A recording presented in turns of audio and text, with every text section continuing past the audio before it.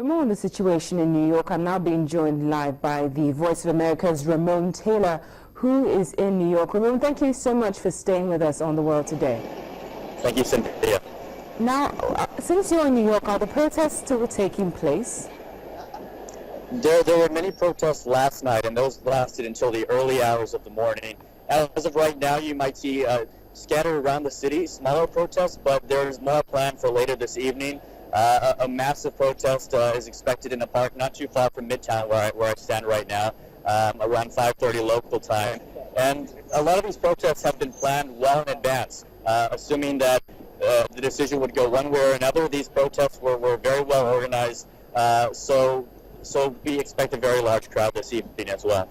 Now, this action by the justice system not to prosecute the police officer who went ahead to carry out the chokehold against Eric Holder, what is it?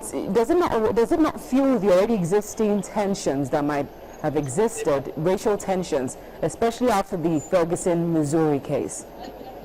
Well, I think that the general feeling in this city is both a mixture of anger, but also just astonishment.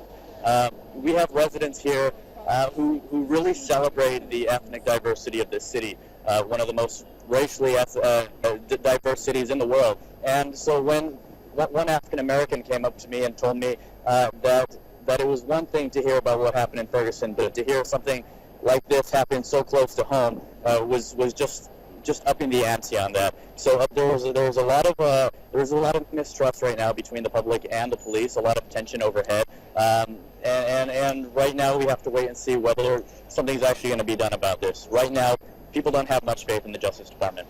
Now, just about asking about the justice system, what does this give up? What does this say about the justice system, especially in this case where there was actually video evidence, not like what happened in Ferguson, Missouri. This chokehold was recorded, and the police officer is allowed to work. What does this say about the justice system, even though there was clear evidence in this case?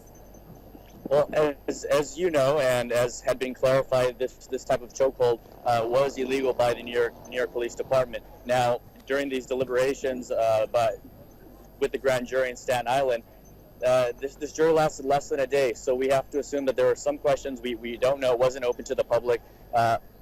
What exactly it was that made this such an easy case to dismiss and not indict the police officer involved.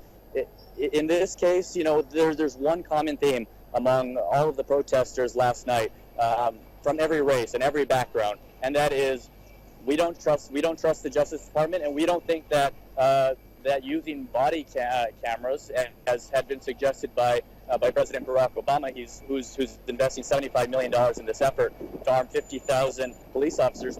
They don't think that that's going to do anything. They say that an illegal murder has just been captured on camera, and they think that because of this, what's to say that this won't happen again, whether it's recorded or not? That's the general feeling here. Well, we certainly hope that doesn't happen again, but we really appreciate your time. The VOA's Ramon Taylor from New York, thank you so much for joining us.